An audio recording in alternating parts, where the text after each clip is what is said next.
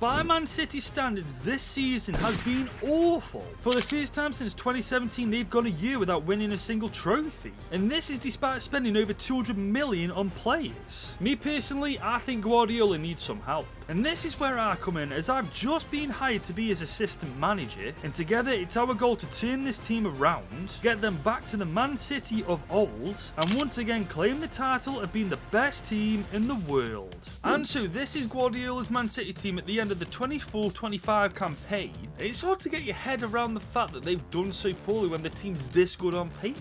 I mean, come on, you got Ruben Diaz, Phil Foden, Kevin De Bruyne, Erling Haaland, Ballon d'Or winner Rodri. They also have an absolute ridiculous amount of insane youngsters to deal with. However, I do kind of see the issue. Because what we're looking at right now, guys, are the stats at the end of the in real life campaign, and Erling Haaland's the only one who's really had a good year. And to be fair, Omar Mamouche has as well, especially when you consider he only joined in January. We are, however, unfortunately losing KDB to Napoli at the end of this campaign, which as Guardiola's assistant, I'm absolutely gutted about, but honestly, as a Chelsea fan, I'm so happy to see the back of him, man. He is such a nightmare to deal with. But as you can see from the Premier League table, we've got a lot of work to do next year. And we have even more work to do in the Champions League. So whilst on paper this team's nothing short of phenomenal, myself and Guardiola need to work together to figure out what went wrong this season to make sure it doesn't happen again next year. With that being said, Season 2 has officially begun and it's time to finally meet up with Guardiola. Hey boss, great to meet you. I can't wait to kick in and help this team get back on track.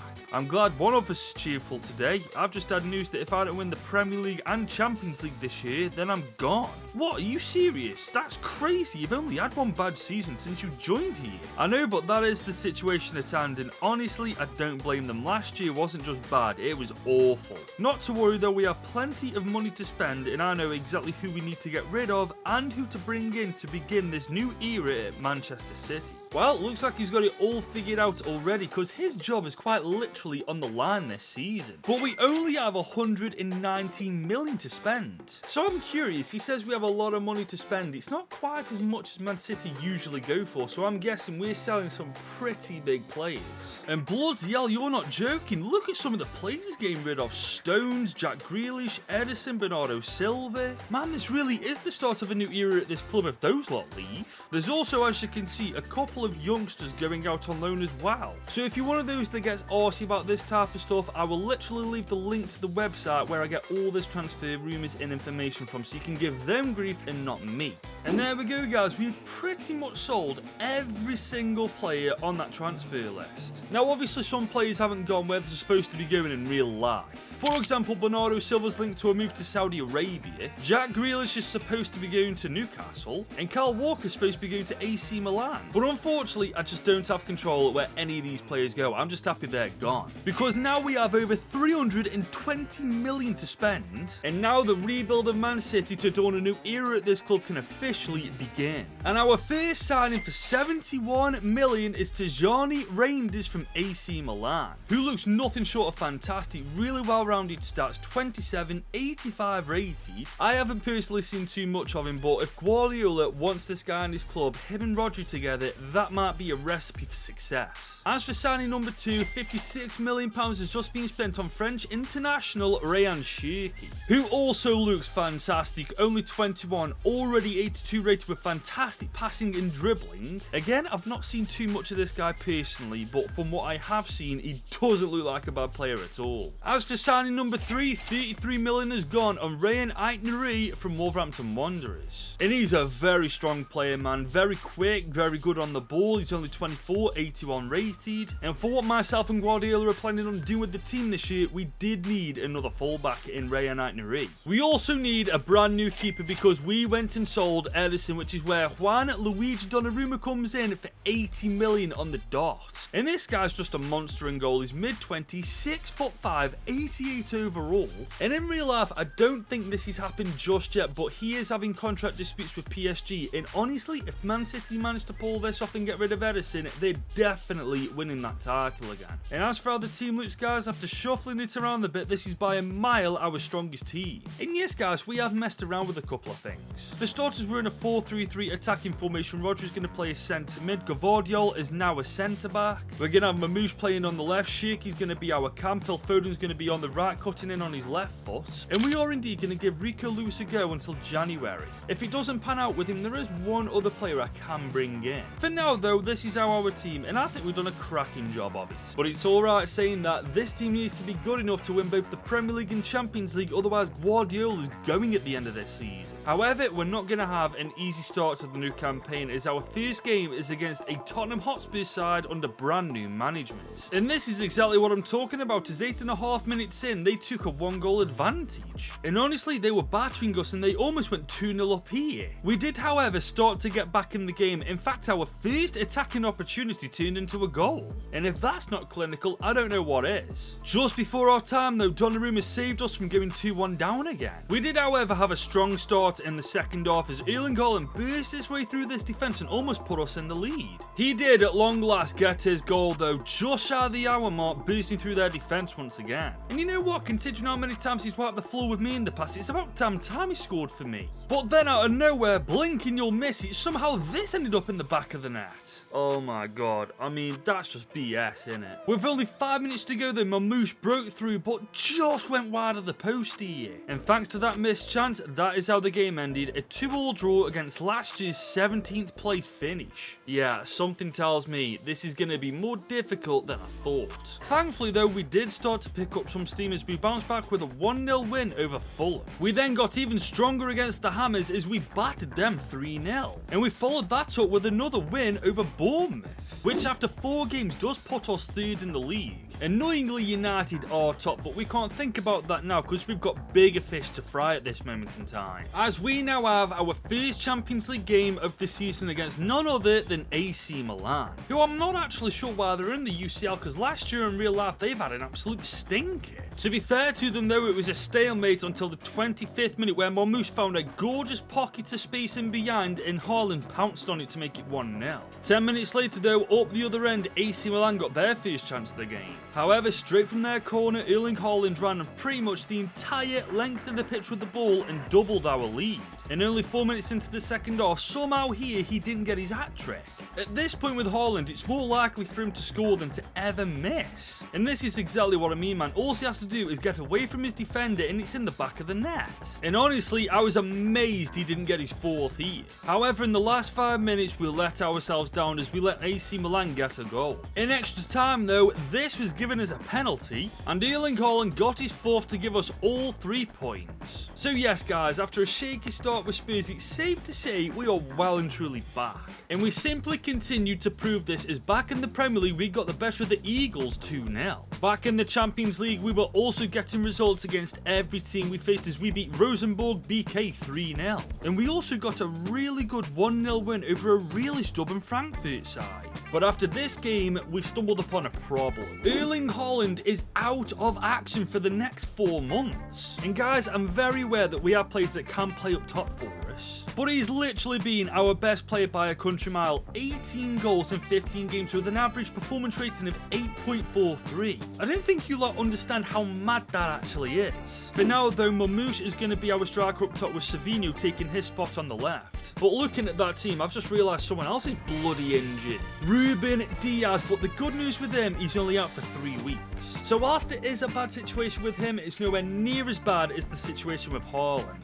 However, even without those two, we still have a world-class team, and with how we're playing right now, we are one of the strongest in Europe, and it's time to prove that against Chelsea. But I heard, guys, if you like this video and smash that subscribe button if you're new around here, we have a better chance of winning this game, so do me a favour and go right ahead and do that right now. Honestly though, if not for Donnarumma, it would have been a nightmare starter. Somehow he stopped this from going in the back of the net. Unfortunately though, he could do nothing about this. But less than 5 minutes later, Petrovic could do nothing about this gorgeous effort from Rangers. The next chance in the game wouldn't come until the 55th minute where Donnarumma was called into action once again. And he was forced to save our backsides once again 10 minutes later. Seriously, Haaland and Diaz being injured is bad, but if he ever gets injured, we're screwed. And honestly, it was thanks to him that we won this game, as Doku got a late winner in the dying seconds of the game. And guys, all things considered, that was a very good performance, but up top, I do feel like we'll struggle against the top teams without Haaland.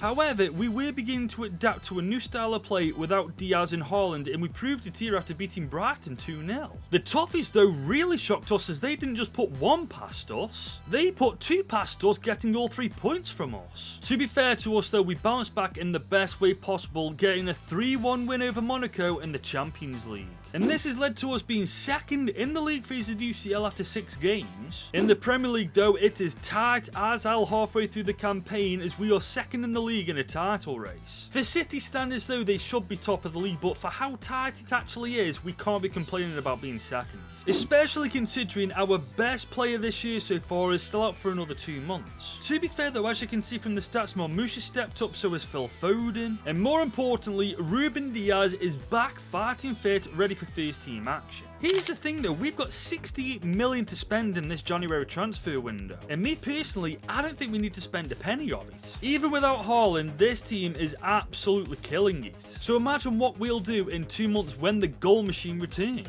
But we all know Pep loves to spend money, so it's time to see what he thinks. So my mate, we're doing alright, aren't we, so far, don't you think? Second in the league, second in the UCL league phase, everything is going according to plan. Yes, Goodwin, I just worry that our attack isn't going to be strong enough against the top teams without Haaland. I'm really considering signing another striker. Yeah, but I don't see the need to. He'll be back in just 2 months, and by that time the knockouts and the UCL will start, so we won't miss any big European games. And our Premier League fixtures aren't that difficult either until he's back. It's alright for you to say that, your job isn't on the line this year, is it? I know, but you also have to trust the players we've already got. It isn't just Haaland that wins us games, it's absolutely everybody in the team. Just sit tight, hold your wallet, and have faith in the lads. And incredibly, I think I've convinced him not to spend any money. But I'm really glad I've been able to, because this team doesn't need any messing with. Especially with how well we're playing, and like I said to Pep, once Haaland's back in the team, we'll be unstoppable. And so we went straight into the next game, which was against Doncaster in the FA Cup, and we beat them 2-0. Back in the Premier League though, against Villa, we really cut it fine, as we only beat them 2-1. And then we got a very narrow 1-0 win over Tottenham Hotspur. And that actually puts us top of the league by 6 points overall. So granted, whilst we aren't getting convincing wins every time, we're getting 3 points every time, and at the end of the day, that's what matters the most. And this was pretty much the plan for every single game going forward. It didn't matter how we won games, whether it was via the counter-attack, dominating games, or by individual brilliance. The only thing that mattered is that we were winning games, and that's exactly what we were doing. And we were doing this without our best player, Erling Haaland. I mean, look at the stats now, guys. Marmoush has really stepped up, so has Foden, Savinho's doing well, Rodri's getting on the action. And not only that, we have now taken a 8-point lead top of the table. So yes, even without Erling Haaland, we can make this work. We'd however have to do it without him as well in the Champions League, as we face Frankfurt in the round of 16, where in the second leg it is 1 apiece. Early on though, I could tell this wasn't going to be easy, as Frankfurt almost made it 1-0 inside of 10 minutes. Just 2 minutes later though, Savinho was in a load of open space and he took full advantage of it. That didn't deter them though, if anything it fired them right up, as they forced Donnarumma to make another save here. Unlike us though, they weren't clinical enough, as Marmoush put his former side 2-0 down after 38 minutes. And it's a good job he did, as only 5 minutes later they got one back. Bro, Frankfurt are a pain in my backside. Literally straight after there was some gorgeous football in their box, we made it 3-1 before half time. So as long as we don't completely forget how to play football in the second half, we are through to the quarters. However, we definitely weren't the stronger team, as Frankfurt was pouring us under the cosh and almost scored here thanks to Donnarumma's dodgy keeping. But in the 70th minute, we killed the game completely, as Foden got the 4th of the night to book our place in the quarters. And that is fantastic news, because once again we are one step closer to becoming the best team in the world. But there is more good news on the horizon, as we have a chance of winning some silverware, as we're in the Carabao Cup final against Tottenham Hotspur. And the even better news, Erling Haaland is back. He was a little rusty though, however, as 15 minutes in he missed a shot that prior to his injury he'd have buried. In the 27th minute though, he had a chance that was harder to miss than it was to score, and he put us 1-0 up. 5 minutes later, out of absolutely nowhere though, Spurs got one back. And then just 4 minutes before half time, they scored this lucky rebound. Okay, what the hell's just happened? In the second half though, we were the stronger team overall, and we almost equaled the scoreline here. With only 15 minutes left though, Marmoush stepped up and bagged himself a goal. So maybe we aren't going to bottle it against the experts at bottling things. Literally 3 minutes later though, they split us apart and got back in front. Oh my god. What is wrong with us? What's worse is that led us to losing 3-2 and Tottenham winning the Carabao Cup. And honestly, with how bad we were, they fully deserved that game, man. I just hope that we pick it up in the Prem and the UCL, otherwise we're screwed. One way or another, we'll have to shake this loss off and move on, as we're now playing Roma in the quarters of the UCL. And in the second leg, it is 3 apiece, all to play for, and if we play like we just did, we're going to get annihilated. And I'm not joking, this was the worst possible start, as they dinked Donnarumma inside of 5 minutes. In the 15th minute though, we woke up and Rangers put us back on level ground. And then of course the big Norwegian man up top put us 2-1 ahead after 22 minutes. I don't want to speak too soon, but I feel like we're bouncing back. Roma were not taking this line down though, as they forced a great save from Donnarumma here. Straight after that though, on the break, we genuinely scored the luckiest goal I have ever seen. I'll be real, I call it out when it goes against me, I'll call it out when it goes for me. But we were now really in control, as in the 40th minute, Haaland almost put the game to bed. In the 52nd minute though, Haaland did just that and booked our place in the semis whilst he was at it. We still, however, had to keep appearances up in the Premier League, as we got a 2-1 win over the Cherries. We then absolutely demolished a Hull City side that should be in League One instead of the Premier League. Good old EA, that's you at your finest, isn't it? But honestly, I can't be focusing on you because we've got bigger fish to fry now. Because we now take on Real Madrid in the semi-finals of the Champions League. Going into this second leg though, we were 3-2 up on aggregate, and after 10 minutes it was almost 4-2 as Marmoush's shot was denied by Courtois. In the 18th minute though, they got one back, putting us 3-all on aggregate. Guys, it was officially game on. And in the 26th minute we did concede, however we were very lucky that it was given offside. If we aren't careful here guys, we are going to get battered. But as the game went on, it was clear Madrid were the better side, as they almost went 2-0 up here. We did start to get into the game though, as in the 41st minute, once again Courtois was forced to make a save. And again in the 44th minute.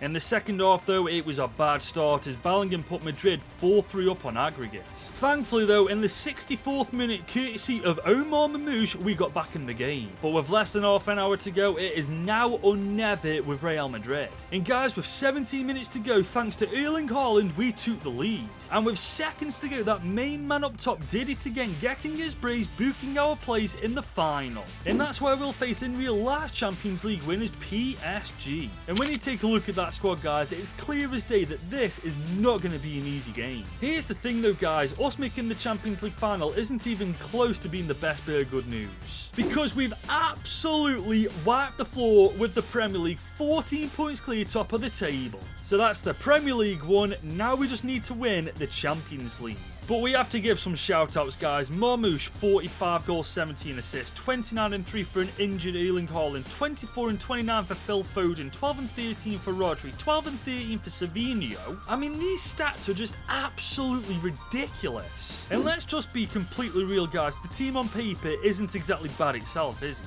However, we've only won the Premier League with them. We need to win one more trophy to make sure that Guardiola's job's safe next year, and that is, of course, the Champions League. The game started as you'd expect, with PSG on the attack, as they forced a great save from their former keeper Donnarumma. One thing about us though this season is that we are lethal on the counter-attack, and we proved that 8.5 minutes in, courtesy of Marmoush. And just 5 minutes later he almost got his brace. And in the 22nd minute, PSG made us wish we'd have scored it, as they got an equaliser, putting themselves right back in the game. Like I said guys, this isn't going to be easy, and they continued to prove me right, as they forced another great save here from Donnarumma. And then in the 36th minute, they had an attempt that went just over the bar. And in the 42nd minute, yet again, Donnarumma saved our bacon. I'm not even joking. We are getting battered by PSG here. And I can't say that I'm surprised, but in the 45th minute, they did eventually take the lead. Guys, I'll be real, we need to get a goddamn grip here. Things didn't get better though in the second half, they just got worse as PSG rattled the crossbar. All I can say is though, thank God for Erling Haaland, as on the hour mark he put us on even ground. And even I can admit, we do not deserve to be 2-2. And we certainly didn't deserve to be winning, but that's exactly what happened in the 68th minute where yet again Haaland got a goal. PSG weren't happy with that though, as in the 72nd minute they once again tested Donnarumma. Just 4 minutes later though, once again on the break we got our fourth courtesy of an Erling Haaland hat-trick. I can't get over how much the tables have turned in just 45 minutes. And guys, it just got even worse for them, as with 7 minutes to go, Haaland got his fourth of the game. PSG might have been down, but they weren't yet out as they tried to get another goal in the 90th minute. In the end though, their efforts were futile, because we'd weathered the storm to beat PSG to once again crown Manchester City the best team in the world. Which means Guardiola's job is safe and my job is done. If you have enjoyed this video and would like to see more content just like this in the future, drop it a big old thumbs up and smash that subscribe button. Thank you for watching this video. If you did enjoy it, I reckon you should click right here